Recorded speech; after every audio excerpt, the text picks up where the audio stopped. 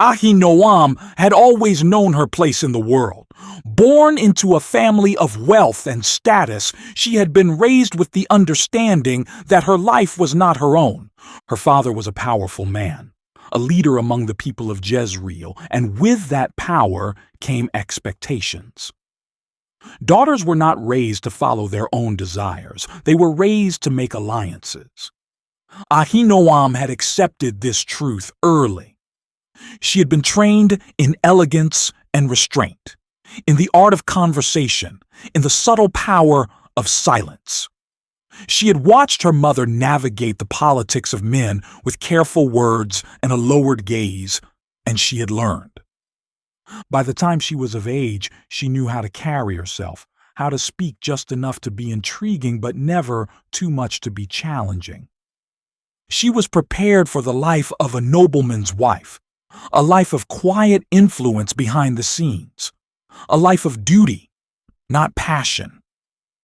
She never expected to marry a king, and she certainly never expected to fall in love. But then David entered her world. She had first heard of him in whispers. A shepherd boy who had slain a giant, a warrior who had won the favor of the people, a man who had been lifted from nothing to a place of honor in King Saul's court. At first the stories had seemed too grand to believe. No man could rise so quickly. No man could be both a poet and a soldier, a musician and a warrior, a leader of men and a man after God's own heart. Yet the stories persisted.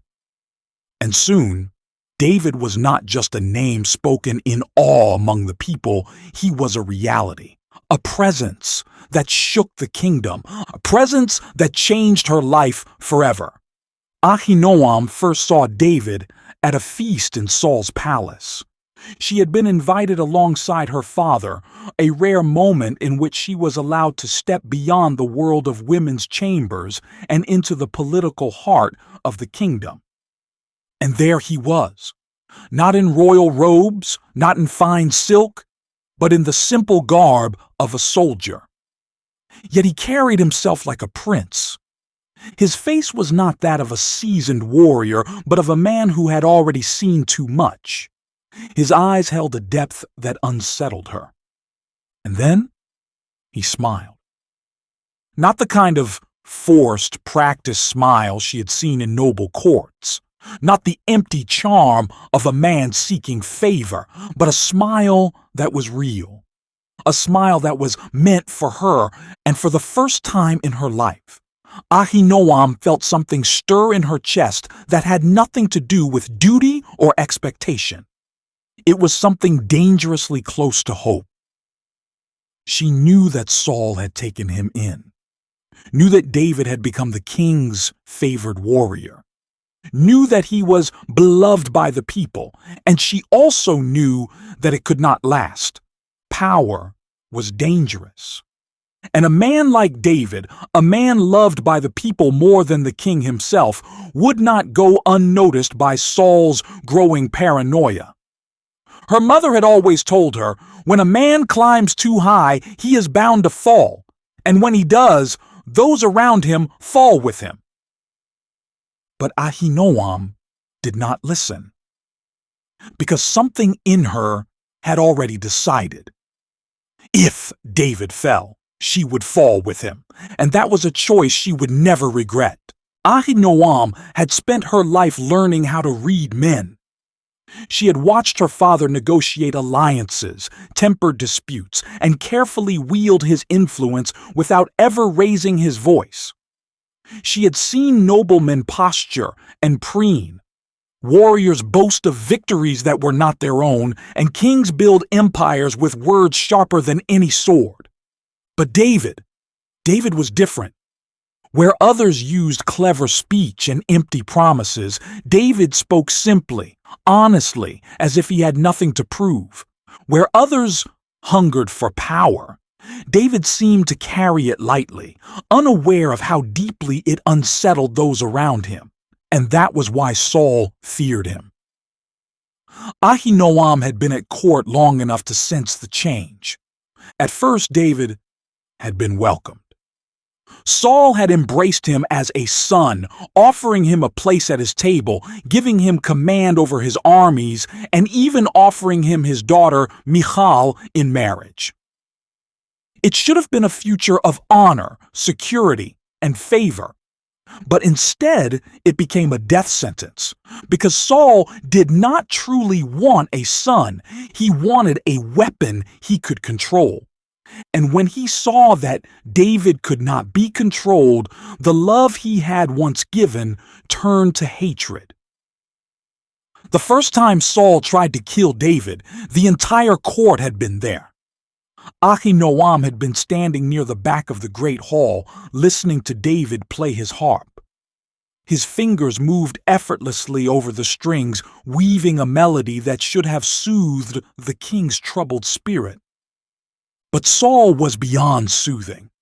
She had seen it in his eyes, the shadows, the unrest, the paranoia creeping into his every movement. Then the sudden, violent shift, a spear, flying through the air, a gasp from the courtiers. David moving just in time to avoid being struck. For a moment there was silence, and then David was gone. Ahinoam had barely breathed. She had known, in that moment, that nothing would ever be the same. David had been a son to Saul, a warrior, a loyal servant, a man who had never sought the throne, and yet Saul had still tried to destroy him, because the king could feel it. God had left him, and God was with David. And now David was a fugitive, a man without a home, a man who had lost everything. And Ahinoam knew, with absolute certainty, that she could not let him face it alone. "You cannot do this," her father had said when she told him she intended to leave. "I have already chosen," she replied. "David is an outlaw, a man hunted by the king himself. He is no longer welcome in Israel, and if you follow him, you will never be welcome either." Ahinoam had stood tall, her voice steady. "Then I will not be welcome." Her father had looked at her then, truly looked at her, and for the first time in her life, she saw something close to fear in his eyes. "You would throw away everything for him?"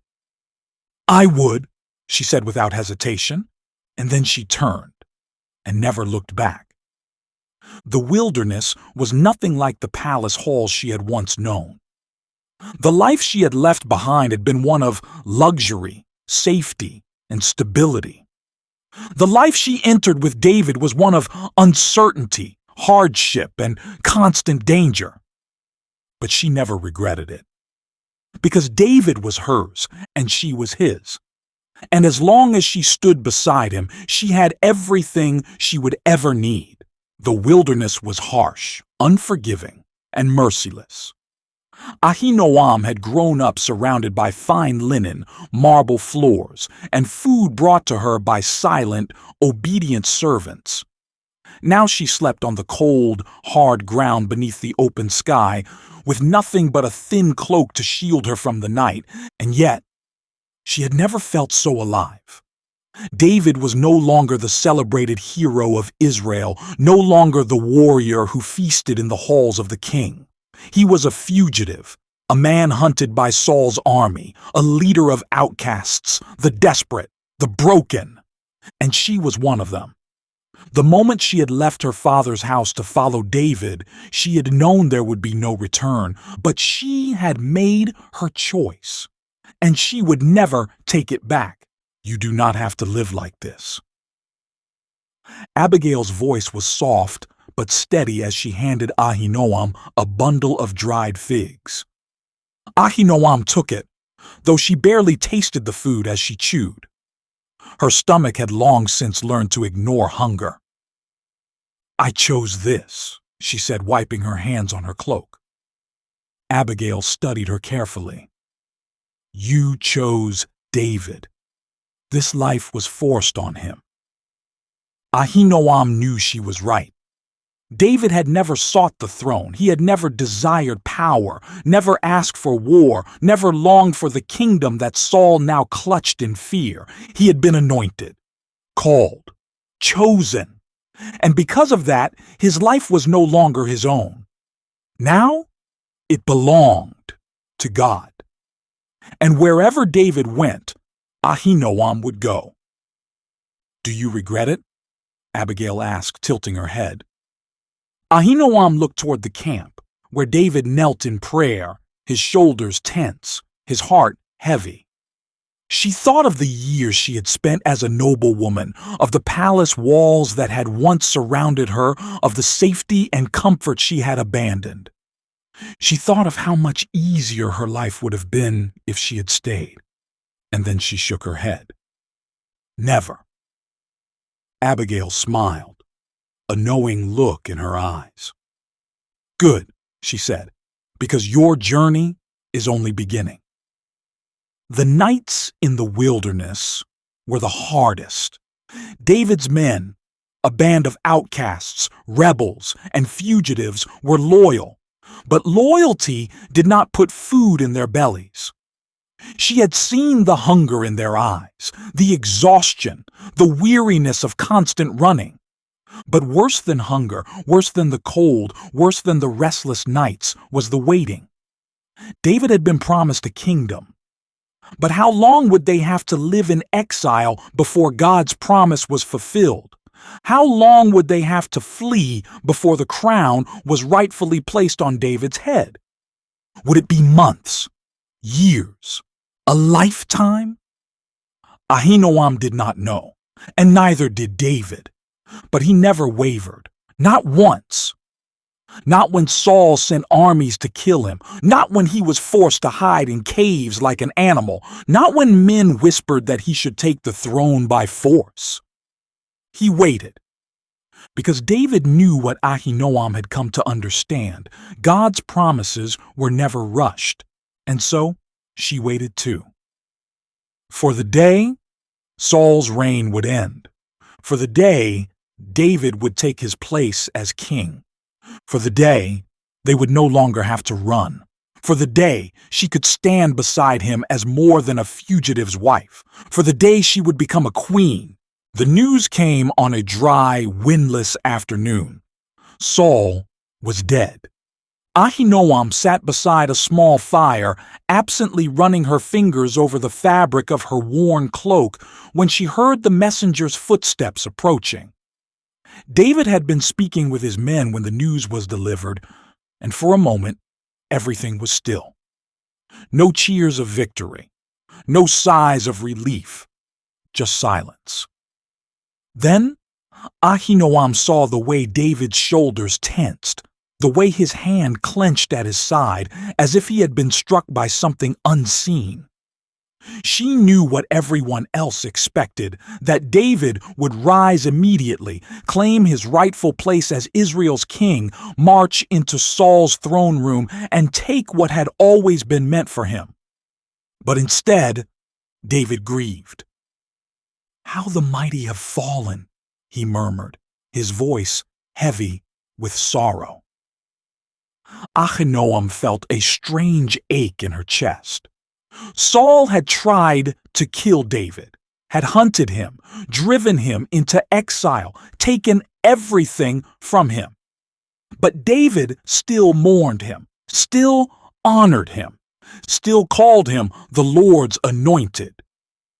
Ahinoam had always known that David's heart belonged first to God. But now, as she watched him, she understood just how deeply that truth ran. David had never been driven by power, only by purpose. And that was why he was different. That was why he was destined to rule. The journey back to Hebron was surreal. After years of wandering, they were going home. Ahinoam should have been relieved, but instead, her stomach twisted with uncertainty. She had spent so long surviving in the wilderness, living with nothing but the promise of David's future, that she almost did not know how to exist outside of exile. Now the world was changing. David would be crowned. He would rule, and everything would be different for him, for her, for all of them. The day David was anointed was both glorious and terrifying. Ahinoam stood at his side, watching as oil was poured over his head, as the people shouted his name, as the throne of Judah became his at last. She should have been happy. She was. But something in her whispered that this was only the beginning. David was no longer just her husband. He was a king, and kings belonged to their people, not to their wives, not to one woman alone. The first time David took another wife, Ahinoam told herself that it did not matter. It was expected. It was political. It had nothing to do with love. But when the second wife came, and then the third, and then the fourth, she could no longer ignore the ache in her heart.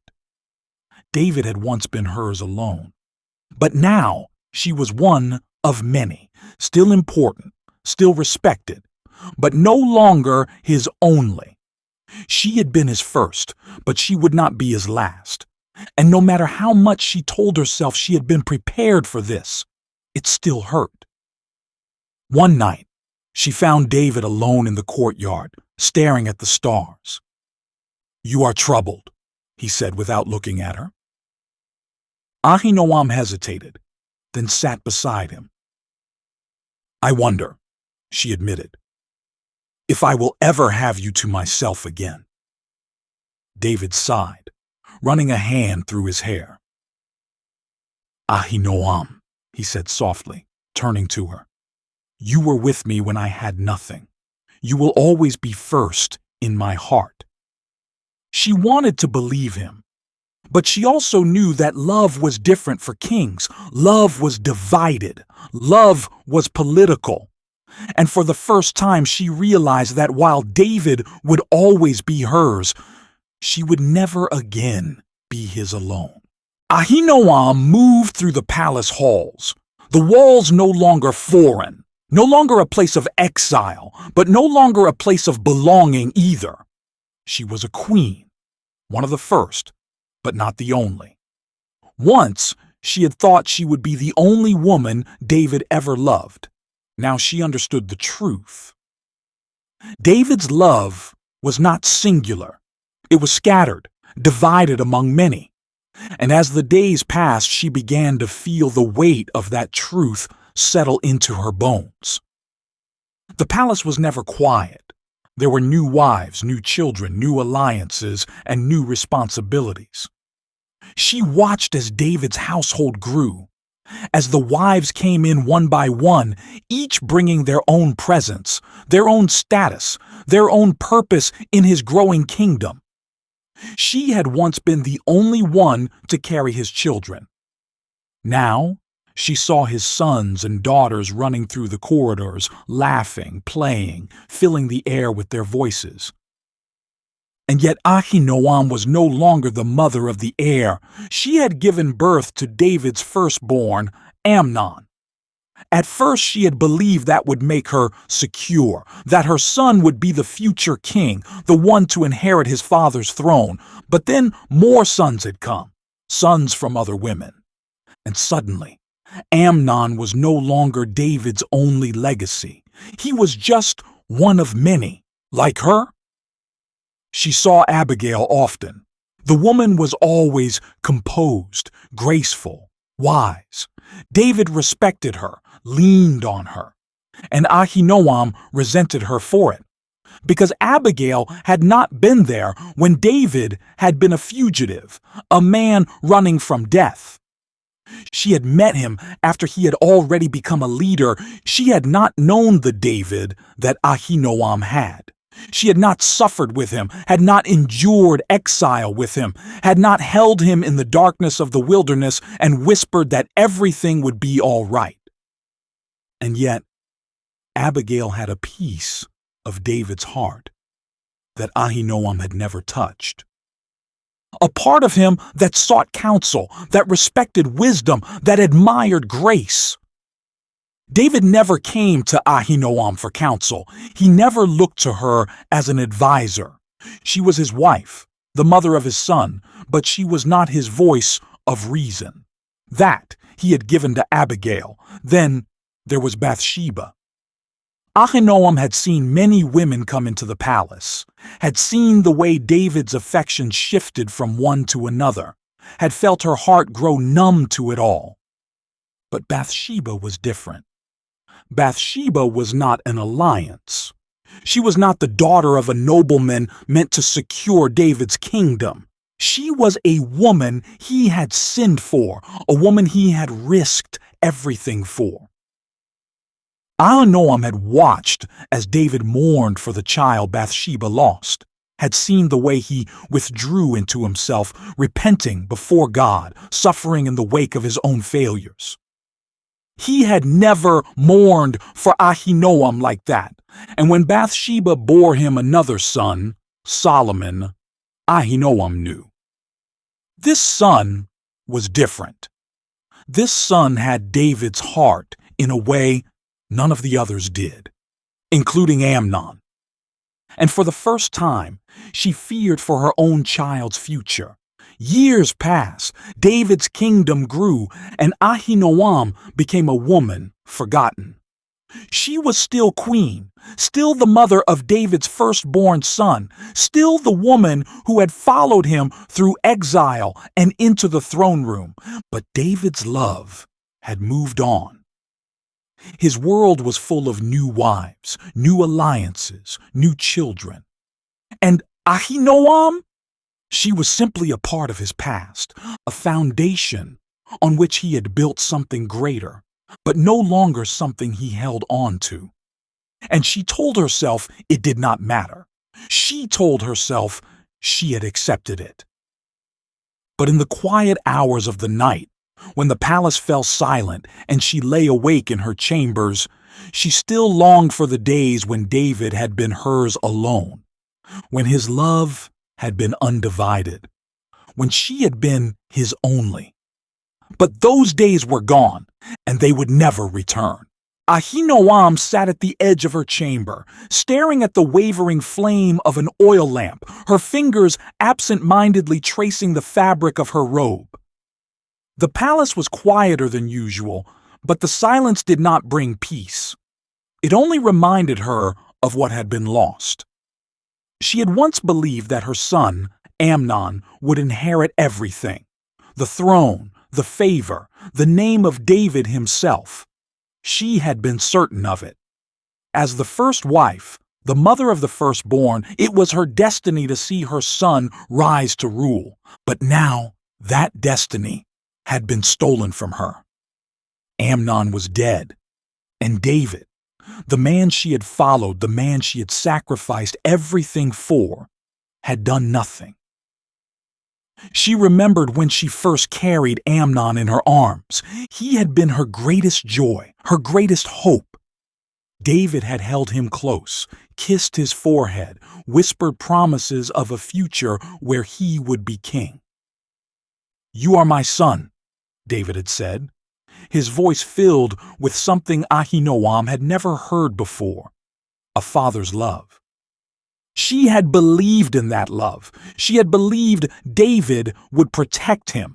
But kings do not love as fathers do. Kings love as rulers, and rulers love what serves them best. For years she had watched David grow distant from her. His eyes no longer lingered on her the way they once had. His love, his passion, his attention, it had shifted to new wives, new children, new ambitions. Ahinoam had been the first, but not the last. David had not sought her out for counsel, for comfort, for anything beyond duty. And yet, through all of it, she had still believed in her son's place. She had clung to the hope that Amnon would one day sit upon David's throne, that even if she had lost David's love, she had not lost everything. But then, Amnon made his fatal mistake. And Absalom did not forgive. Ahinoam had seen it coming. She had warned Amnon that Absalom was dangerous, that envy ran deep between brothers, that David's favor did not always mean protection. "Your father has many sons," she had whispered to him one night, her voice laced with fear. "Be careful." But Amnon had laughed. "I am the firstborn," he had said. "I have nothing to fear." But he had everything to fear, because Absalom was patient, and when the time came, he struck with a vengeance. The day Amnon died, Ahinoam felt a piece of herself die with him. The news had come suddenly, a messenger, his face pale, his hands shaking as he delivered the words. "Amnon is dead." She had collapsed onto the floor, her breath stolen from her lungs, her mind unable to process the reality of it. Her son, her firstborn, her future, gone. And when she turned to David, expecting to see a father's rage, a husband's sorrow, a king's justice, she saw nothing. David wept, but he did not avenge Amnon. He did not bring judgment to Absalom. He did not even come to her. And that was when Ahinoam realized the truth. David had never been hers. Not really. And now her son was gone, and she had no one left. The days after Amnon's death were a blur. No one came to comfort her. No one spoke his name in her presence.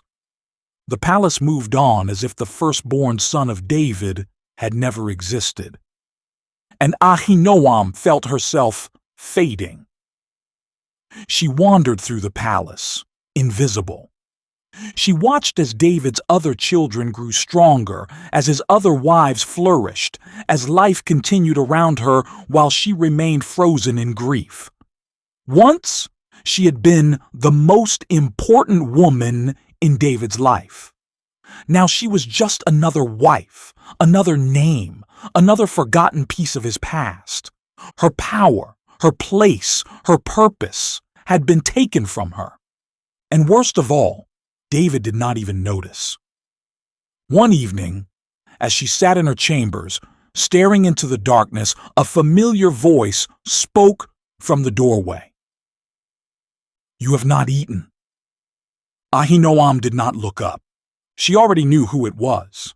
Abigail, the wife David respected, the wife David trusted, the wife who was everything Ahinoam was not. "Why are you here?" Ahinoam asked, her voice hollow. Abigail stepped inside, moving gracefully, her presence always calm, always controlled. "Because you are suffering," she said simply. Ahinoam finally looked at her, anger rising in her chest. "And what do you know of suffering?" she spat. "You have always had David's respect, his attention. You have never been forgotten." Abigail's expression did not change. "And yet," she said, "I am still just another wife in a kingdom ruled by a man whose heart belongs to God before any of us." Ahinoam stared at her. She had never considered that Abigail too might feel the same ache, the same loneliness, the same quiet sorrow of being one of many. But it did not matter, because Abigail had never lost a son. "Leave me!" Ahinoam whispered. Abigail hesitated, then gave a small nod. And just like that, Ahinoam was alone again. The years passed. David's kingdom grew. His name became legend. His sons rose and fell, and Ahinoam remained a ghost in the palace she had once ruled. No longer a queen, no longer a mother, no longer anything but a woman time had forgotten. And she told herself she no longer cared. She told herself she had let go of everything. But deep inside, In the places she refused to admit even to herself, she still longed for the days when she had been David's first. Because even now, after all the years, after all the losses, after all the other women who had come after her, she had never stopped loving him, and he had never loved her the same way. Ahinoam sat by the window watching the stars above the city. She was no longer the woman David once cherished, but she was still here, still watching, still remembering, still waiting for something she knew would never come. Ahinoam walked through the palace halls, her footsteps barely making a sound against the smooth stone floors. The corridors had once felt alive, filled with the laughter of servants, the whispers of advisors, the heavy steps of warriors returning from battle. But now they felt empty. Or perhaps it was she who had become empty. For years she had waited for David to look at her the way he once had, waited for Amnon's death to mean something, waited for a moment when she would feel whole again. But that moment had never come. Because David had moved forward and she had been left behind. The night of the feast was the moment Ahinoam truly understood how much she had been forgotten. She had not been seated beside David in years, but tonight, as the musicians played and the servants moved through the grand hall with plates of roasted lamb and wine, she watched him from a distance.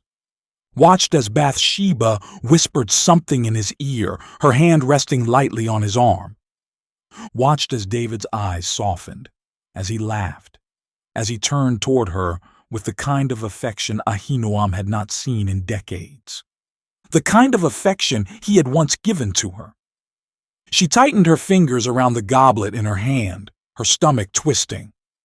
Once, she had been the woman who stood at his side. Now she was just another forgotten wife among many. When the meal ended, she rose from her seat before anyone could notice. She moved through the palace corridors like a ghost, slipping into the chambers where she once held power, where she once believed she had a future. But that future had been stolen by time, by other women, by the reality that David's love had never belonged to her alone. She stopped in front of the tall, gilded mirror in her chamber, staring at her own reflection. She had once been young, once been beautiful, once been David's first. But now she barely recognized the woman staring back at her. She touched the silver strands in her hair, the fine lines that had settled around her eyes. She had spent her life waiting for something that would never come. And what had it left her with? A title that no longer mattered, a love that had never truly been hers, and a grief that time refused to heal. The next day she watched from the balcony as David walked through the palace courtyard, his expression lighter than it had been in years. He had changed. His steps were not as strong as they once were, his shoulders heavier with the weight of his years, but his spirit was still the same. He still sought God, still led his people, still spoke of a future that Ahinoam no longer had a place in. He had lost much, but he had never lost himself. And she envied him for that. That night she found herself standing at his door. For years, she had told herself that she did not care anymore, that she had let him go, that she had moved on just as he had. But tonight, she just wanted him to remember that she had been the first, that once, long ago, she had been his world. She raised her hand to knock, but then she heard his voice. "Solomon, come here." Ahinoam's heart stilled. She heard the sound of laughter, not David's, but the voice of his youngest son, his favorite son, the son he had chosen. "One day you will rule over Israel," David said softly. "God has given me many sons, but you?" He paused, his voice full of something Ahinoam had not heard in years. Pride. "You are the one who will build his temple." A breath caught in Ahinoam's throat. She had spent her entire life believing that Amnon would be king, that her son would inherit the throne, would rule in David's place, would be the future of Israel. But now she knew the truth. Solomon would be king, and Amnon's name would be nothing but dust in the history of David's kingdom. And with that truth, she realized something else. She was not just forgotten, she was erased.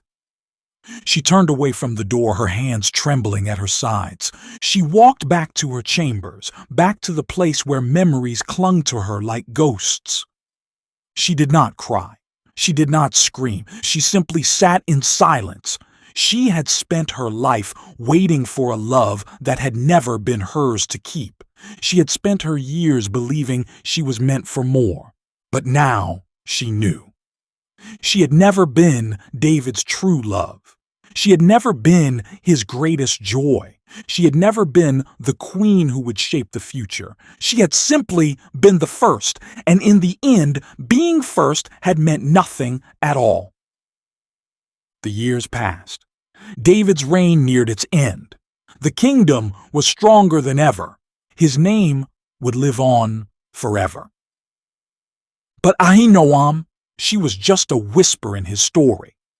She had once been the woman who walked beside him in exile, who bore his first son, who stood in his shadow believing that one day she would stand in his light.